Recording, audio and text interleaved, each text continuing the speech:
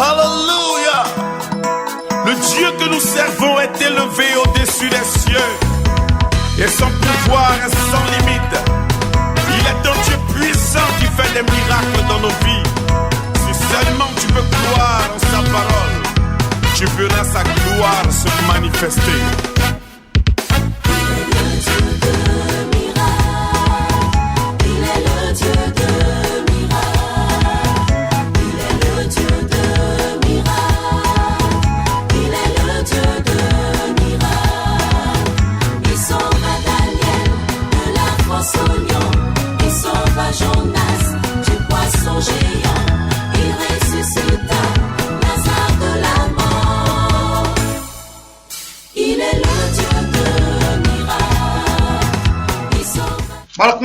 Gloire à Dieu. Nous voulons nous entretenir avec vous. Et c'est un entretien de vie. Un entretien qui est étroitement lié avec Dieu. Vous qui êtes fidèles de Jésus, c'est avec vous que nous allons nous entretenir. Ce message ne s'adresse pas à des non-convertis. C'est à des hommes et à des femmes qui ont bénéficié de la miséricorde de Dieu. Ils sont dans la foi de Jésus-Christ. C'est avec ces gens-là que nous voulons nous entretenir. Et voici notre thème. Où allez-vous conduire vos assemblées? C'est une question. Tu es converti. Et après ta conversion,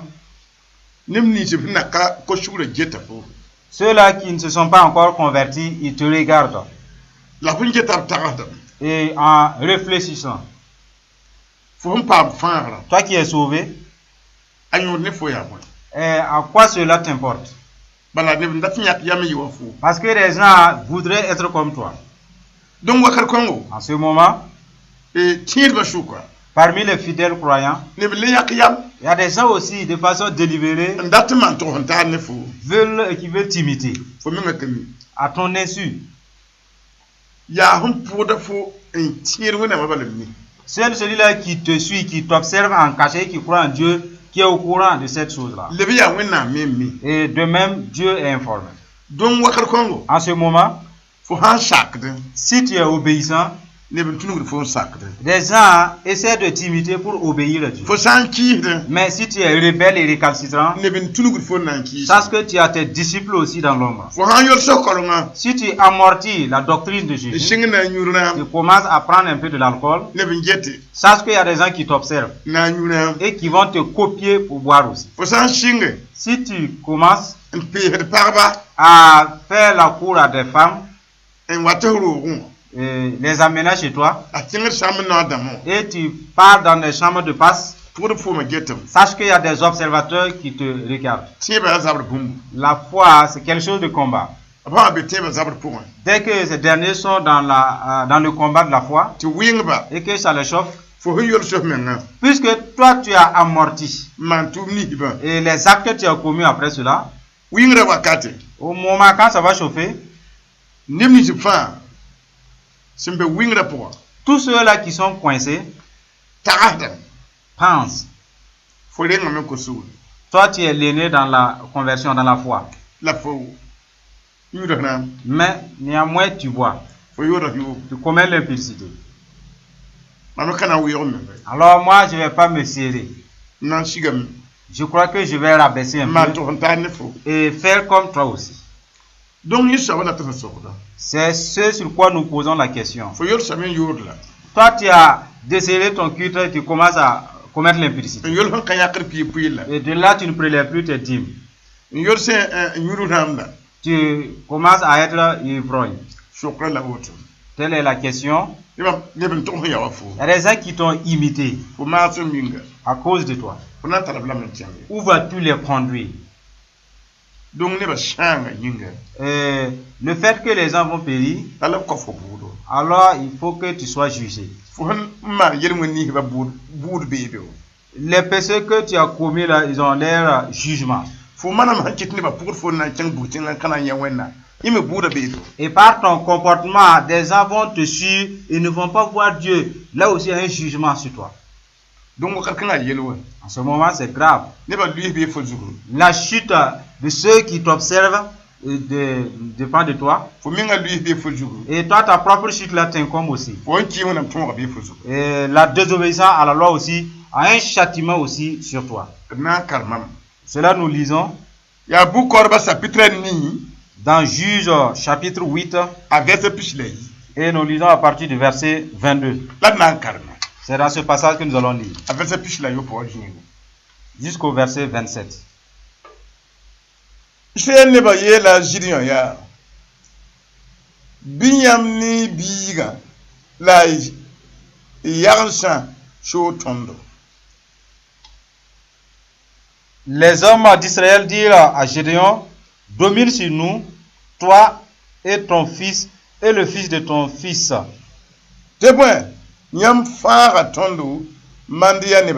Car tu nous as délivrés de la main de Madian.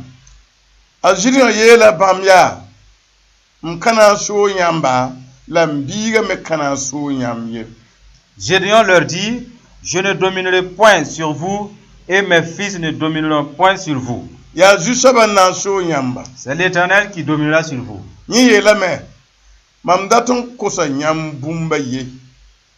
Gédéon leur dit: j'ai une demande à vous faire.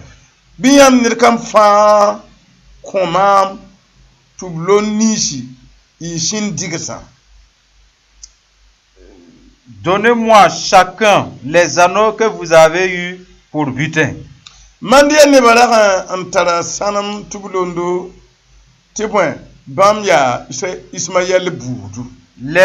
ennemis avaient des anneaux d'or car ils étaient ismaélites.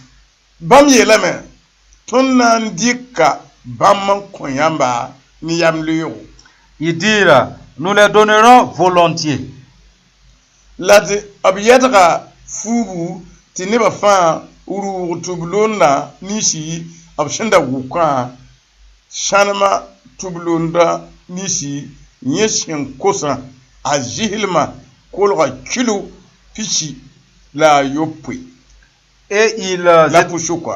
ils étendirent un manteau sur lequel chacun jeta les anneaux de son butin. Le poids des anneaux d'or que demanda Gédéon fut de 1700 cycles d'or. La fumi nishi mandia neba nanam sandar yera ne fante nishi abshinda ningi obyugma wa yubili wa torshan kabe. Sans les croissants, les pendants d'oreilles et les vêtements de pourpre que portaient les rois de Madian, et sans les colliers qui étaient au cou de leurs chameaux. Gédéon rika shanma man bonanaga mbinga mengi ten point Ophra. Gédéon en fit un éphod et il le plaça dans sa ville à Ophra. La Israël neba fa bahajusaba en kentin wore bon kanga lebra wa bedru a Gédéon neidam ayidam yinga, où il devint l'objet de prostitution de tout Israël, et il fut un piège pour Gédéon et pour sa maison. Voilà le passage que nous avons lu. Où allez-vous conduire ceux qui vous observent? Gédéon, Dieu lui a fortifié, car son peuple s'était rebellé contre lui. Et ils sont allés tomber entre les mains des Madianites. Et ils étaient asservis aux Madianites. Et ces derniers n'avaient plus le Dieu du ciel. Et Dieu eut compassion de son peuple. Et Dieu a fortifié Gédéon. Et il battait son froment en cachet. Il a vu un ange apparaître. Lui a salué. Vaillant salut.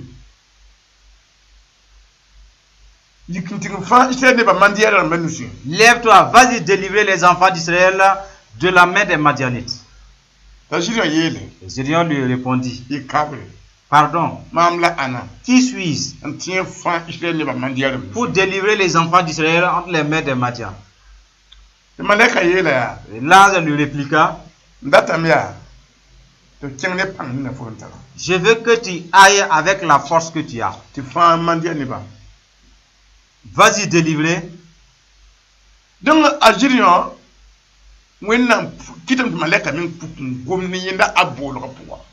dans sa vocation, Dieu a permis à l'ange de se révéler à lui et lui parler. Pour dire que ce n'est pas tout le monde qui bénéficie de telle apparence. Et Gédéon, lui au moins, il a eu la grâce que l'ange se révèle à lui pour s'entretenir avec lui. En ce moment, Gédéon s'est levé pour aller à cette guerre.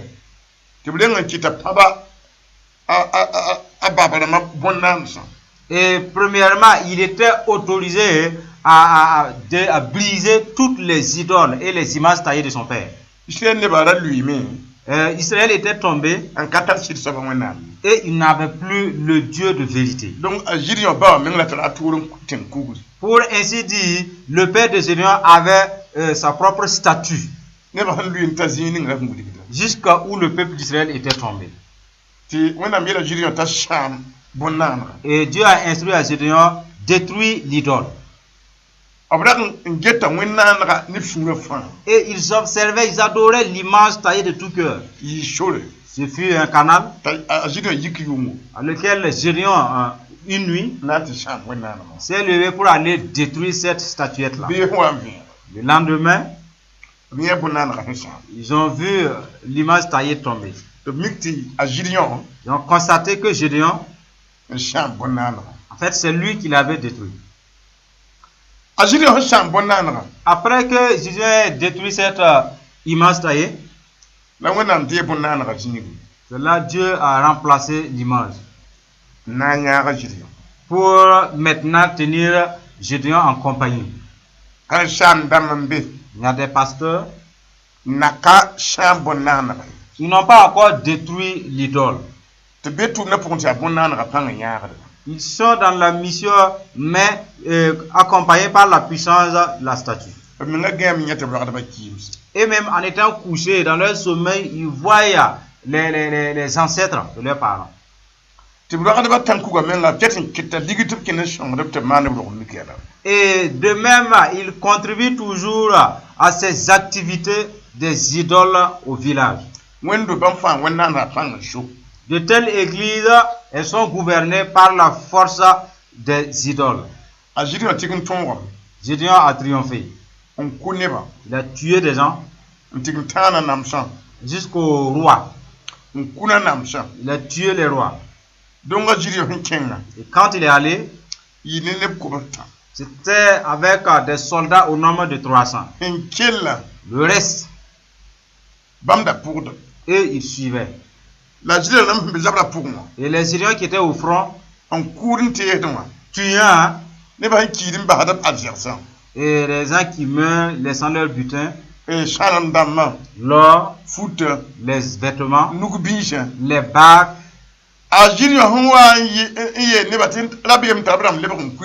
Quand Gédéon a déclaré que les peureux et les lâches retournent à la maison, c'est eux qui dépouillaient les butins. Jusqu'à la fin du combat, le peuple dit, Gédéon, c'est toi qui nous as délivrés. Dieu t'a fortifié afin que tu puisses nous délivrer. Alors les cadavres posés, en réalité, c'est nous qui devrons être là. Mais tu les as tués, ces ennemis, pour que nous soyons en vie. C'est toi qui nous as délivrés. Nous voulons simplement que tu domines sur nous. Nous, nos enfants, nos femmes. Tu seras notre roi pour dominer sur nous. Gédéon dit, je ne vais pas dominer sur vous. Mon fils non plus ne dominera pas sur vous. Ce que je veux simplement, pendant que nous étions au front et que Dieu nous fortifie, nous tuons les gens. Ils sont morts, ils ont laissé leur or, l'argent, les vêtements. Je voudrais simplement que vous me donnez ce butin-là. Je vois des biens.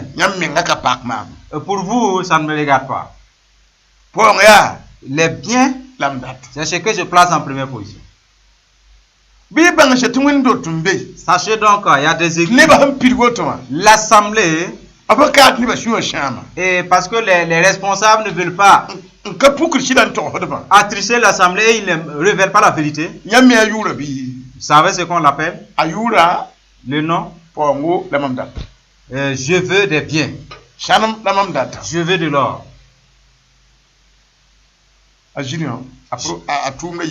Ce fut ainsi l'acte de Gédéon. Gédéon a dit à 16 ans, si vous me donnez vos biens, ces biens, vous savez que je n'ai pas besoin de vous. Allez-y, suivez votre Dieu.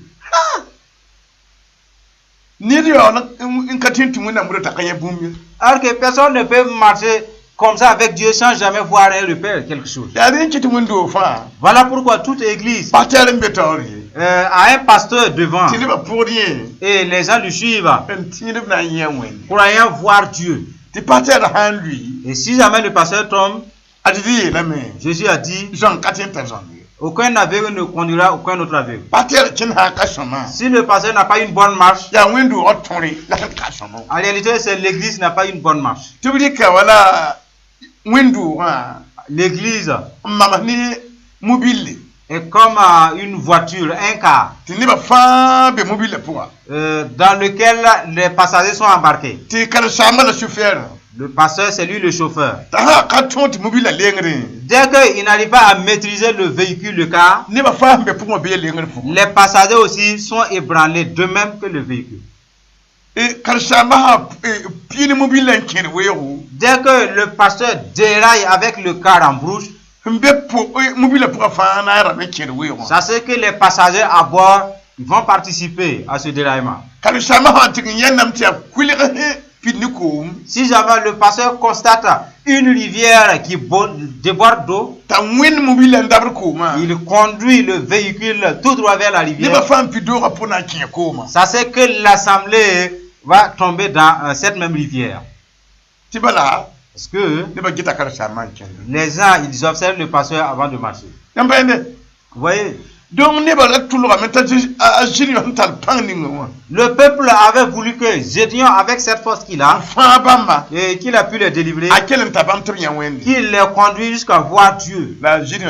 Mais Gédéon les a dit, non. Vous voyez le ciel? Il est là-bas, Dieu. Marchez, suivez-le. Quand le peuple vient, réfléchissez, ça c'est pas un bon message. Mais il est fort et il est craint. Qu'est-ce qu'ils allaient faire? Les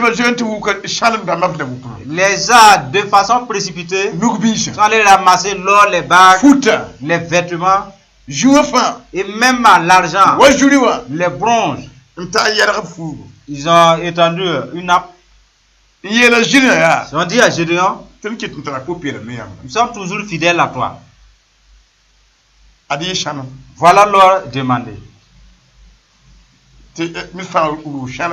Chacun déposait l'or, l'argent. Et ceux qui ont déposé l'or, l'argent, ils ont la vie. Mais leur butin a été dépouillé. Il y a des églises dont les responsables pillent les adeptes. Les fidèles, ils partent donner l'argent. Et même ceux et celles qui valaient les voix. Quant à ceux-là qui prélèvent leurs dîmes et leurs offrandes, dès que quelqu'un parmi eux tombe malade, ils ne voyaient pas ceux-là qui collectaient ses dons et ses offrandes et ses dîmes. Vous voyez? C'est la voix de Gédéon. C'est sans importance. C'est sans importance. Sachez que Gédéon, quand il a reçu, et le peuple s'est mis de côté pour l'observer, parce que tout le monde, chacun avait ses oreilles, ils ont des yeux. Lui, il croyait avoir fait du tort au peuple. En fait, en réalité, c'est lui-même qui s'est fait du tort. Il s'est fait du tort lui-même. Il est allé, il a pris l'or, l'argent, donné à des orfèvres. Prenez de ces biens-là et faites-moi un éphod. Faites-moi un dieu, une image taillée, afin que moi et ma maison nous puissions l'adorer. Et pourtant, le Dieu qui lui avait fortifié, c'est ce qu'il hait. C'est ce qu'il ne veut pas. Le pasteur avec de l'argent, le pastorat avec de l'or, si jamais il n'est pas sage, l'argent deviendra une image pour qu'il s'égare avec. Vous voyez? Si jamais Gideon n'avait pas perçu l'or et l'argent, qu'allait-il faire pour qu'il puisse adorer? Mais puisqu'il a l'or et l'argent, c'est ce qui a occasionné créant un veau. Les gens l'observaient toujours. Quand il a fini de créer cette divinité, et dès que lui et les membres de sa famille ils ont commencé à adorer la divinité, l'ange qui lui avait conduit à explorer des exploits s'en est parti. Et les démons se sont rapprochés de lui. Vous voyez? Quand le peuple a vu que Gédéon se prosternait devant l'idole, c'est ce que le peuple voulait, quoi. Le peuple voulait la force qu'il avait, et il voulait la même autorité. Mais eux, ils ne savaient pas l'origine de cette force. Gédéon a reçu la force pour briser l'idole de son père et triompher de ses ennemis. Et après quoi, il a repris ses mémoires pour créer sa propre image taillée. Le premier esprit qui lui avait autorisé à briser et démanteler l'idole, c'est l'esprit de Dieu.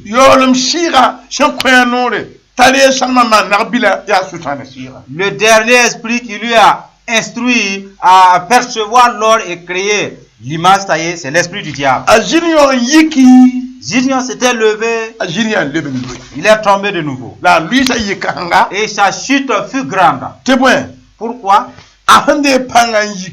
Et la force qu'il a reçue pour se relever, cette force lui a permis de donner la vie à sa nation. Maintenant, quand il s'est décidé à créer l'image, ça est tombé. Alors sa famille, toute sa nation est tombée avec lui. Parce que le peuple est allé ce jour-là pour adorer l'image taillée. Il a dit que ce fut un piège pour Gédéon et pour sa maison. Le pasteur et sa famille peuvent égarer une église. Si toutefois le pasteur et sa maison et parlent de Jésus, mais n'obéissent pas à Jésus, et que pour cela ses enfants commettent l'adultère, buvant de l'alcool, d'autres tombent enceintes et avortent, ces enfants sont des rebelles. Les jeunes, les enfants de l'église voudront être comme les enfants du pasteur. Si la femme du pasteur ne respecte pas, n'honore pas son mari qui est le pasteur, rien de caché ne sera manifeste. Les femmes de l'église vont faire comme maman pasteur ce qu'elle fait. Mais c'est là la mort. En ce moment, le pasteur s'est égaré et les disciples aussi s'égarent. Jésus a vu ce dilemme et il s'est entretenu avec les disciples. Aucun disciple n'est plus grand que son maître. Mais le disciple doit bien être enseigné, instruit. Ouais. S'il est bien enseigné, il peut être comme son maître. Et dès que le pasteur emprunte la voie de Gédéon, et il devient un cupide d'or, cupide d'argent, et qu'il transforme l'argent en son Dieu. Si le disciple est bien enseigné, il est comme son pasteur. Mais ce disciple ne sera pas comme les enfants d'Israël qui n'avaient pas reçu l'instruction. Ils sont allés se joindre à Gédéon et adorer la divinité de Gédéon. Si le disciple est bien enseigné, il va s'échapper. Je souhaite simplement que vous sachiez qu'il y a des gens qui vous observent. De même que Gédéon fut observé. Où dirige l'or. Si le pasteur perçoit la dîme, et il part bâtir une villa. Et les disciples, au lieu de prélever les dîmes maintenant, chacun va vouloir bâtir sa maison. Ils vont devenir en fait des voleurs de dîmes. En ce moment, le pasteur a frayé un chemin pour ceux-là qui le suivent. Et ça existe déjà. Et des disciples sont bénis de Dieu. D'autres ont des voitures. D'autres ont des maisons à étage. Et des villas. Maintenant, de même que les gens font des sociétés et ils ouvrent une entreprise ou un compte. Et c'est une entreprise pour plusieurs personnes. En ce moment, ceux qui ont volé les dîmes ont bâti des étages et des villas. Ils ont payé des voitures. En ce moment, la voiture est une voiture de société.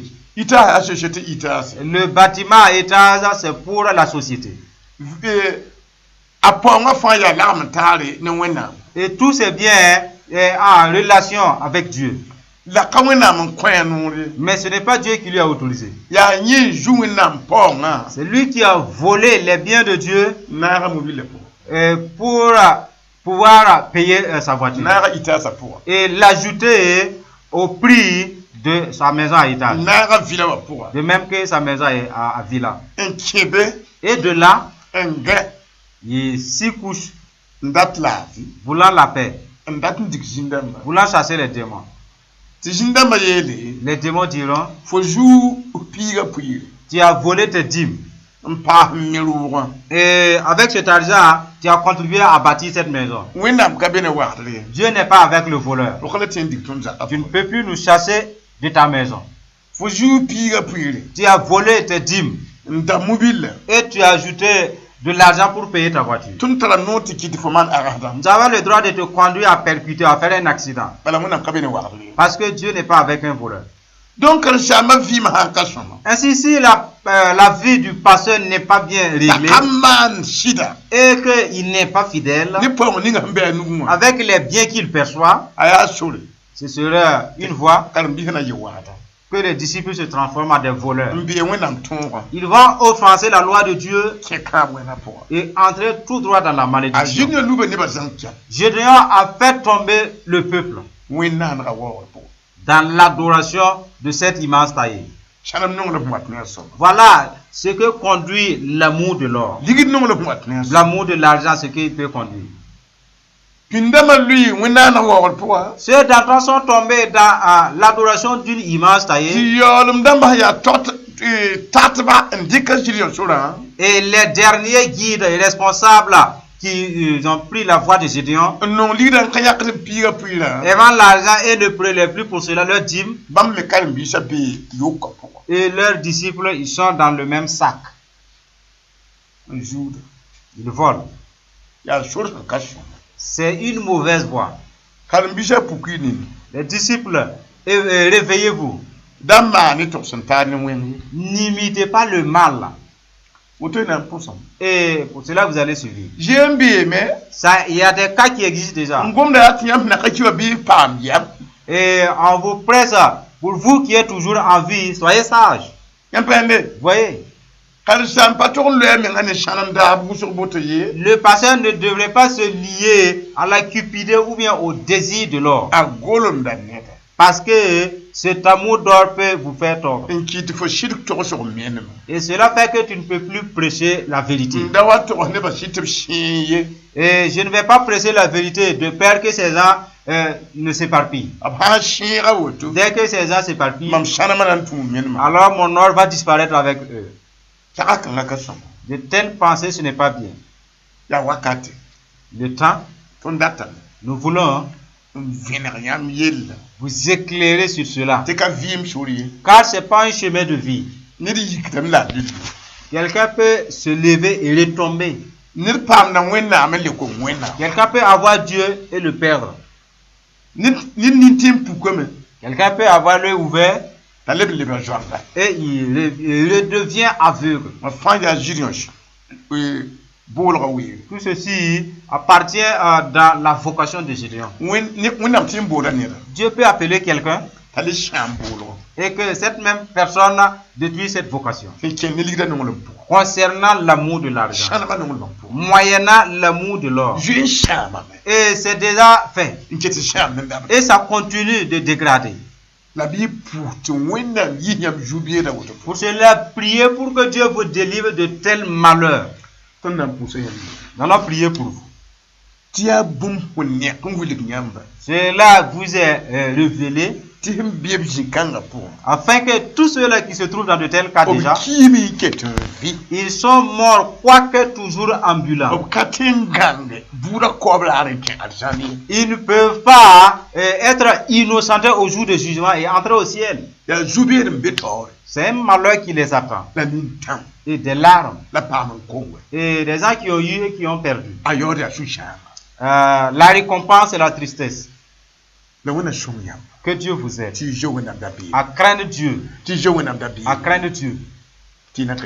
Avant même que vous soyez mort. Nous allons prier pour vous. Ce que nous allons dire, vous allez prier après nous. Afin que Dieu puisse vous pardonner. Vous allez dire, Dieu de vérité, tu nous as ouvert les yeux.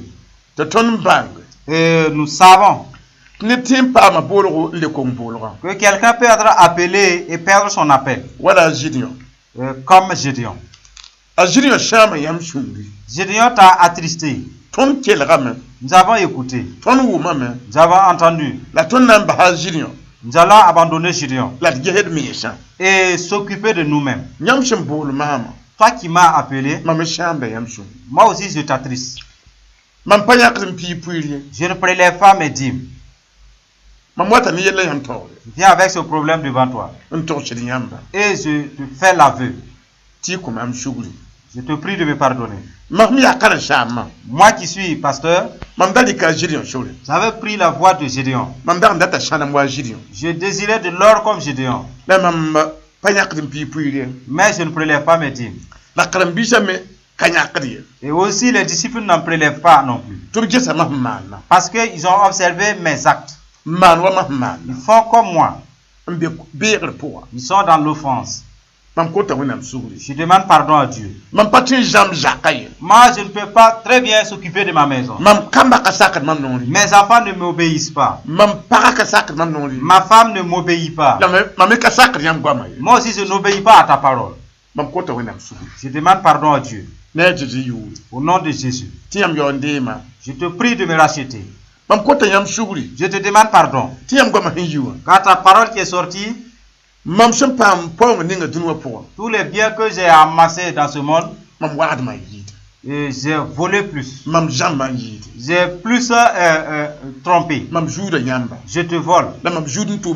Et je vole même au service. Je suis très loin de ton salut. Je demande pardon à Dieu. Au nom de Jésus. Je prie que tu me rachètes. Par le sang de Jésus. Et par ma foi. Par le témoignage de ma bouche. Aide-moi.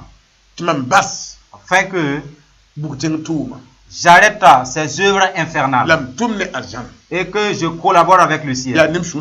C'est de tout cœur que je te demande. Rachète-moi. Délivre ma maison. Au nom de Jésus. Dans ma vie. Mettez votre main sur votre tête. Je vais supplier Dieu de vous compatir, afin que vous quittiez de la voie de Gédéon. Car c'est lui qui a eu, lui il a perdu. Des hommes et des femmes t'ont écouté. Les pasteurs ont écouté. Les serviteurs t'ont écouté. Et aussi ils sont appelés comme Gédéon. Mais leur marche n'est pas bonne. Et les gens les observent pour marcher. Et leurs observateurs désobéissent plus que eux. Les gens se sont convertis. Ils n'ont pas arrêté leur impudicité. Et d'autres ont observé pour commettre pire l'adultère que eux. Des gens se sont convertis. Ils n'ont pas arrêté leur ivrognerie. D'autres ont observé. Les ont imités. Ils boivent plus que eux. Et les observateurs vont s'égarer avec eux. Ils les connaissent qu'ils sont observés. Voulant copier leurs agissements. Ils sont rendus eux-mêmes, ils te demandent pardon. De ce qu'ils ont déjà fait succomber des gens. Ils sont déjà dans les mains du diable. Ils te demandent pardon. J'invoque la miséricorde de Dieu. Je les pardonner. Pardonne-les. Apaise-toi. Et aie compassion de ces gens.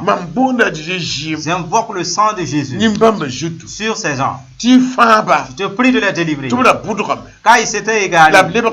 Ils reviennent. Je te demande pardon. Nous supplions à Dieu de compatir ses serviteurs. Compatir ses disciples. Et rachète-les par le témoignage de leur bouche.